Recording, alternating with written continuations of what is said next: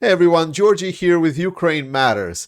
Russia is experiencing something of a hot season lately, as Ukraine has been striking some of the key areas inside of Russia.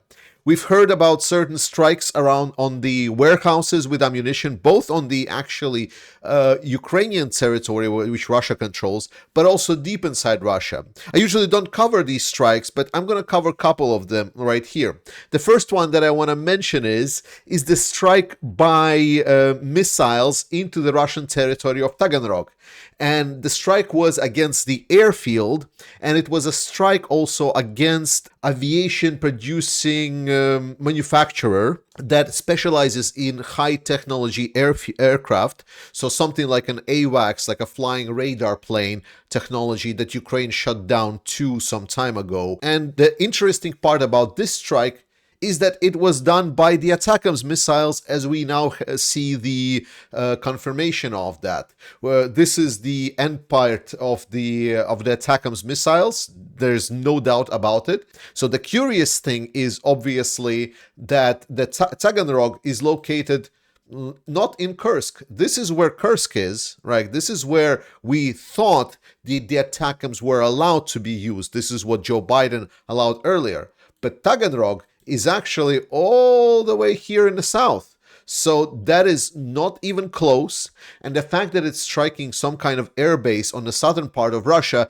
means only one thing. It means that now any restrictions on where these ATACMS missiles can be used either have been lifted or are limitedly lifted. We do not know. But I think that it might be completely lifted, seeing that Russia not only was not responding in any kind of nuclear threat escalation way, their response was pretty pitiful in general. You know, we found out another news recently. New York Times here posted some of the discussion, some of the information about the calls and communications that Americans had with Russians. So it turns out that this missile of Oreshnik that Russia has used as a response to Ukraine using ATACMS missiles on the territory of Russia was actually communicated to the Americans that they will use this missile and time and date essentially before there was a approval to use the missiles on the territory of Russia. So actually, like, the dates were switcheroo. So once again, how do we know when Russia is lying? When their lips are moving. That's been true so far, and it's the truth still. Then also Ukraine has been focusing a lot on the drones recently. And some of the interesting news is something about Ukrainian naval surface drones. And these drones have been advancing quite extensively. So beforehand, we know that they started essentially as a modernized like water bikes. Then they got developed additionally to have Starlink, to have some kind of navigation. But then Russians were able to, I'm going to pause it here specifically, Russia has learned how to counter them by using helicopters. A lot of the helicopters are stationed in Crimea to be a fast response to counter these drones. And for a longer time, Ukrainians have been struggling to deal with these helicopters. They've tried putting on the Stinger and the anti-air missiles on these drones, but the fact is that they haven't had such a major success beforehand, shows that they just couldn't either lock the target, or there were certain issues, or the drone was shut down before they were locked. So there were definitely some kind of issues that we just don't know about. But now they've shown their advances. So now they have drones that have the advanced targeting system, high caliber machine guns stationed on these drones. So when the helicopters then arrive to kind of fight off these drones, suddenly they are met by the automatic machine gun fire, and they sustain certain damage.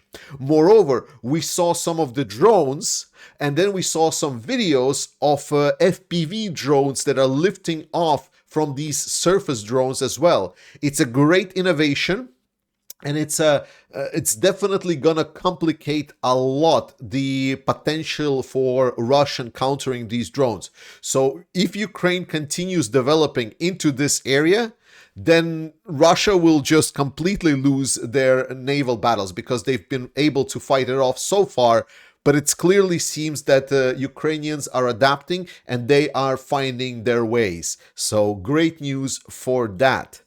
Beyond that, Ukrainians have been investing heavily on drone swarms, long-range drone swarms. Zelensky has been promising that they have been investing very nicely, and they have been producing them by thousands.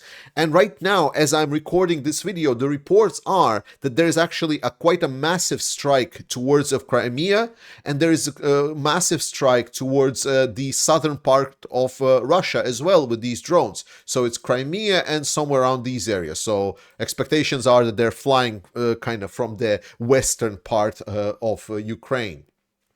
So we'll see how the results of this will come, but it's definitely good news, and I can only say, go Ukraine. Then let's mention a couple of things that are happening on the front line, because there is a lot of news obviously circulating and we need to address. So one of the major things that are developing right now is towards the Pokrovsk area. Here there are two major hotspots that I'm following through, and you can follow as well. One is this pocket just south of Kurakhove, which incredibly still holds, and Ukrainians are actually reporting that they're fighting off quite well. I am expecting the Ukrainians to pull out of this pocket, but so far this pocket was held, and Ukrainians did a great job to fight off Russians. I obviously hope that they will be able to pull out of this area. And as for the Kurakhove as position itself, it was a very important Ukrainian position. Right now, about half of that position, half of that settlement is captured by the Russians. Ukrainians still have some positions in the area, but it is expected that Ukrainians will be pulling out of here for sure. To put it in a perspective, my expectations and a lot of analysts' expectations was that this pocket, both with Kurakhove, both with this pocket, and actually everything over here, would be already captured over a month ago. So Russians, again, are advancing with much slower tempo that people are predicting, despite the fact that we're getting these reports that Russia has massive advances in land value.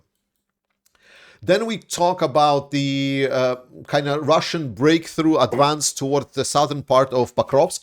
This is how Russia operates. So when they kind of exhaust certain directions, when they see that they've achieved certain, they rotate some of the forces out, and then they push in some other directions, and then Ukrainians try to stop them in the other direction. This is not nice. Obviously, this is a poor development, but I want us all to be very, very clear.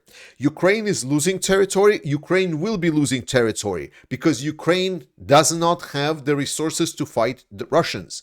Ukraine needs more resources, and they have been telling about this, and they will be telling about this. But I want you to put it in perspective. I already showed you the charts in my last video about how much land Russia has gained and how it is actually not that significant. But today, I want to kind of talk about the importance of the cities, because while capturing all of these different villages, getting through some of the defensive positions is important.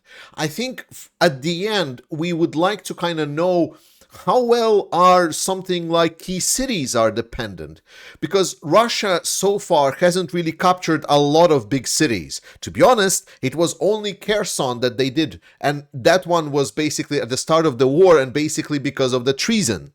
Right now, if we kind of look at the cities that Russia has captured and the way that they captured, and most importantly, how long it took for them to capture, then suddenly we again see that the picture doesn't really match what we are hearing from the news, and that's the main point. Here, some notable people decided to pull some data and put it side by side to see how long the sieges of certain cities lasted, and is Ukraine actually falling back faster than some other comparable timelines. So here we can see at the top, the least ones was the battle for Mariupol. Remember, the city that was surrounded by the Russian forces, it held for 84 days. Fight for Toretsk, which is still ongoing, is already ongoing for 126 days. Avdiivka held for 127 days, and we're only counting when the Russians started attacking. We're not even counting all the previous years before. Chasiv Yar, 250 days, and is still ongoing. Battle for Bakhmut, remember that one? The Russian major achievement of relatively small Ukrainian city that, to be honest, not all of the people knew really existed before it became a thing. And Battle for Bakhmut took 300 days. But if we put it in a perspective, Battle for Stalingrad was 162 days. The siege of Sevastopol on World War II was 250 days. And those cities are much larger. Much larger than whatever Russia is trying to capture. So look, what I want to say is there are issues on the front line. Ukraine is definitely falling back. Ukraine is definitely having trouble. And there is also problems in the Ukrainian military. There is issues with command. There is issues that Ukrainians need to resolve. But what I want us to understand is that everyone has their job to do. Ukrainians have the job to try to defend their country and potentially win this war. We have a job to try to get the supports to Ukraine that needs. My job is to help get the media attention and change the narratives. And we all are somewhat failing at this. Ukrainians are not able to fully stop Russians, though it's actually a little bit unfair because oftentimes we're reporting where Russians are advancing, but we're not really reporting where Russians are not advancing. Because, like, oh my God, like, so yeah, Russians were trying to advance here again, they were stopped. Russians were trying to advance here again, they got stopped. Russians tried to capture Kursk again, they got again stopped. And I repeat that and repeat that and repeat that, but like me and some other pro-Ukrainian channels are the only one. And that is where I am failing because I am not able to pull the numbers that some of the pro-Russian propagandists are pulling. I'm not having the financing, I'm not having the possibility to do so. So that is my failure as well. And also the allies, I'm also underscoring, are failing with supplying the weapons, the help to Ukraine, and we are failing altogether at making sure that Ukraine wins.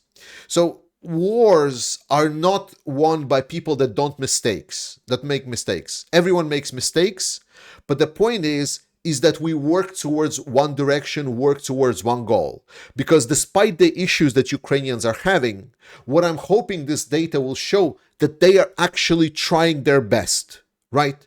This is what I want the message to be. They're trying their best. In the same way, when I'm critiquing the Western powers not supplying the weapons to Ukraine that Ukraine needs, the point is why I'm exposing it is because I know we can do better, because I want us to do better. And I would really want to do better myself and definitely pull more numbers so we can get more help to Ukraine. And if you didn't know, I'm going to be trying to do this full time starting January. So there's going to be more videos and I'm going to be working towards doing more for Ukraine if I can. So I put my actions where my mouth is, so to say. So let's do it together despite all of the troubles, despite all of the issues. The point is, everyone is doing their job as best as they can. And to be honest, results are not that bad when you actually put them in perspective. Russia, again, is threatening that they will send their Oreshnik hypersonic missile. So firstly, let me debunk the hypersonic part, because any ballistic missile is hypersonic. Like, here Reuters is a bit of misleading the people with the narrative, because what is understood as a hypersonic missile in modern military speak is a missile that is able to fly at the hypersonic speeds, and it can do active maneuvering, creating an unpredictable pattern that is almost impossible to intercept, right? Because if we just think about the ballistic missiles, the ones that are just like, let's just put the missile up into the atmosphere, and then it will fall down with tremendous speed on top of the targets, then even the most primitive ballistic missiles are still technically hypersonic missiles. So that classification by Reuters doesn't make any sense, because Russian missile is exactly what I just described, just a thing that flies in the air and then falls down onto the targets. And Putin apparently was so impressed by the performance of this hypersonic missile that he actually came out with a speech talking about how they're going to use it again and so on. And the actual thing is that everyone is just scratching their heads because they cannot understand what kind of reports Putin has read. Because we've checked the satellite images and the results of strikes by this hypersonic missile were negligible. But apparently he just believed some of the Russian propaganda, and the Russian propaganda about it was the best. So what they were stating for a long time is that this factory, the Yuzhmash that Ukrainians are used to produce a lot of weapons, which actually they a little bit downscaled that because it's a well-known factory. So what they said is that this Oreshnik hit that factory and absolutely obliterated it. There was nothing that was left there. But then the satellite images appeared when it's like, well, there is no really notable damage to the factory whatsoever. And then they said, aha, no. What actually happened is that these parts of missile that actually struck the ground, they actually penetrated the roofs and they actually penetrated the ground, and like everything underground exploded. And actually this missile created like a huge underground explosion that just destroyed all of the underground factory, which is, it's an absolute fan fiction. Like this is like a next level fan fiction. This is like Papadense level, like Comrade Hitler style pulp fiction, Russian pulp fiction. Google it, by the way. It's a pretty fun one. Like just Google Russian fiction Comrade Hitler. You will see, and it's like a big rabbit hole. If you want to go down that land, just Google also Papadense. What does it mean? EU, thankfully, has also responded with something I was really hoping for a while now. They're targeting the Russian Shadow Fleet, so it's good. Again, my biggest critique of all of the European sanctions is that we need enforcement. My hope is that with the Russian Shadow Fleet sanctioned, that Denmark actually will be prohibiting the exit of the ships or entry of the ships towards the Russian warm sea ports of St. Petersburg, and instead they will be pushing them to go through the ice or somehow other way around. It's going to be great. It means that it's going to hinder Russian abilities to actually deliver their oil to the market, which is really good. Emmanuel Macron discussing with Polish Prime Minister Tusk about the possibilities of sending peacekeepers to Ukraine. Supposedly, it's going to be within the narrative of Ukraine getting some kind of a ceasefire agreement with Russia, with Trump's initiatives and so on. And then they are talking about, and this is hilarious, they're talking about sending 40,000 troops. I mean, it's a joke, right? Let's be very clear. It's a joke. Unless they invite Ukraine into NATO and provide Article 5-like guarantees, then these 40,000 personnel, they achieve absolutely nothing. They restrict Russia in no way. So I don't know what this 40,000 troops are going to even do. Then I want to introduce you to some of the very useful resources that I will be using going forward. So today is kind of a like educational video, so to say. So the resource number one is something that's called the Germs of Russian World. It's a project by the Ukrainians where they've essentially accumulated data about the companies and individuals inside of Europe, mostly Western Europe, and what they have been doing and how exactly they have been spreading their Russian propaganda. So it's a great way to fact check some of the people and find what kind of organizations have been promoting. So it's very nice, very easy. So you have this kind of a search window. Here you can select which country you're interested in. Let's say I'm interested in Denmark, and then I can see there are 3 pages for Denmark. Then there is a different names that I can see, and I can see, oh, okay, let's see, something like, oh, Danish People's Party. I wonder what is that? Danish People Party. So there's Right Party, they're spreading Russian propaganda, and they support the Crimean annexation. And here are the proofs, and there's the link to proof. So I click the link, and it's like, oh, there's a whole article that looks actually in depth of Danish People's Party supporting the Russian narratives of supporting Crimea. So it's a very helpful tool to kind of check certain personalities and organizations to make sure that they are not full of shit. And then the second tool is something that is finally came from the European anti-propaganda narratives. Now, I've hit back at the European Union's idea of fighting propaganda with facts. I truly believe that it doesn't work because it's really not achieving the counter-propagandistic point. But it does help to help you get educated on the facts and understand where you are being told lies and where you're being told the truth. So again, all of the links will be in description. Also, try to see if you can follow me on Blue Sky. I would really appreciate that.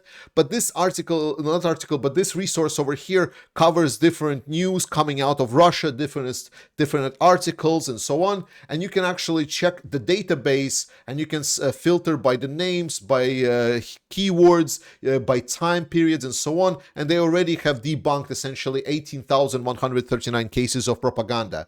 They are not only covering Ukraine, they're covering all of the other types of propaganda. Extremely useful resource. Check it out. So if you would, for example, see, it says this info, the US's partners are destroying Syria. Hope. And then you can go and you get all of the links. It can help you get educated on the facts. There you go. Use it. Be strong. Know more about what's happening.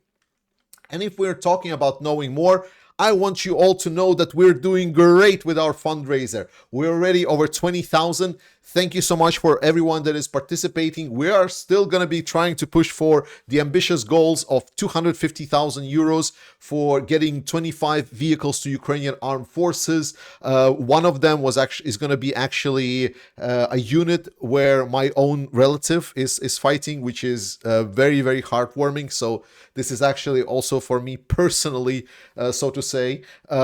These vehicles, they are going to be sent to Ukraine with the Car for Ukraine, and we actually fixed the issue that was there with PayPal. You couldn't do payments with PayPal before. You can do it now. So please, if you haven't done it before, participate. Let's get it done. Let's help Ukraine. Let's help Ukrainian fighters. I'll leave you here with the words from the Ukrainian fighter, so you can hear as he asking for help himself. I love you. Slava Ukraini, trust in Ukrainian armed forces, and I will see you next time. Greetings. We are the soldiers of the A3508 unit of Unmanned System Forces, and now we, with Car for Ukraine, need your help to perform our tasks. We need a car. We hope that with your help we will be able to buy a car and speed up our victory. Ukraine matters.